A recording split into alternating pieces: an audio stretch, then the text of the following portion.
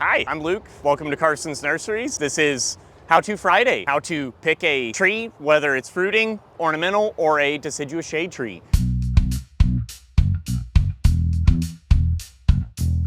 You should focus first on the graft rather than anything else. The overall upright form of the tree, you can modify, but you can't fix that graft. You can unbury it, you can make sure that the Scion doesn't root, but you can't fix a poor graft. We've got a McIntosh apple tree here. It's not the perfect idealistic form, but it's good enough for me to take home. We've got the Scion, which is the true variety that is grafted to a more disease-resistant rootstock. Here is where the rootstock is grafted. You've got a few roots coming out very high, so the rootstock was actually buried a little bit deep when it was planted, but the Scion's not rooting. Rootstock is a semi-dwarf rootstock, while the Scion can be 25 foot if you let it. It doesn't send up quite enough energy for a 25-foot tree though, so you want to keep an apple tree like this pruned down 10, 15 foot. After I look at the overall graft and the uprightness of that rootstock and Scion, I'll move on to shape and or wounds. As an overall, I want the tree to be well-rounded, branching to be on all sides. I like 6 to 8 inches between my scaffolding branches so that too much weight doesn't concentrate in one area and split the tree in 5 or 10 years. Here I see a branch that I might not like to be on there here in 5 years. So when I get home and plant this, I would choose branches that are 6 to 8 inches away from each other. So this is a very nice branch. This is as well. I think I would remove this because it's a little extra. I might consider removing this branch as well, in addition to this second one here, to promote overall roundedness of the tree. The overall central leader is pretty solid too, so I'd leave it alone. As far as the principles by which I choose a ornamental tree, it's the very same as a fruit tree or even a large tree. I look first at that graft, and down here on these Ruby Falls redbuds, the graft can kind of be covered up by the leaves, but this is gonna include very soon, maybe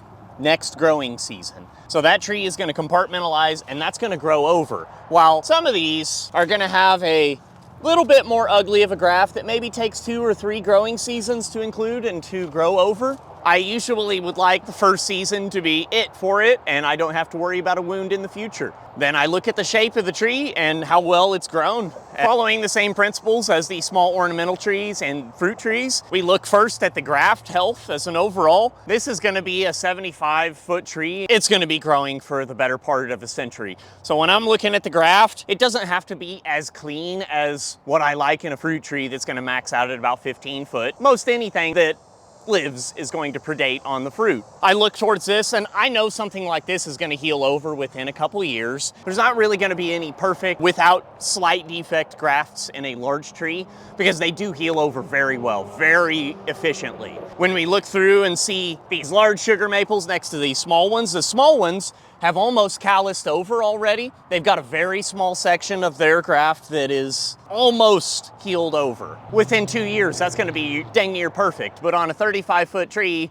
it's very important that heals over early. While a big tree like that, it's going to grow for 100 years. It's got so much time for that to heal over that here in a decade, you're not even going to recognize where the graft is. For a medium-sized ornamental tree, we've got weeping cherries and vase-top crab apples. These Sargentina Firebird crab apples are double grafted, like a weeping cherry. Down at the base, we've got a single rootstock where a Scion's been grafted to it, and we have a upper graft as well. This upper graft ensures that the tree is actually going to be much more a vase top rather than a central leader dominated tree. It's the same way with weeping cherries as well. A rootstock has a Scion grafted to it that is a more resistant and stronger variety, and a upside down graft at the top to make sure that the tree weeps down in the correct form. The same principles that we use on fruit trees and ornamentals, in addition to deciduous shade trees, apply to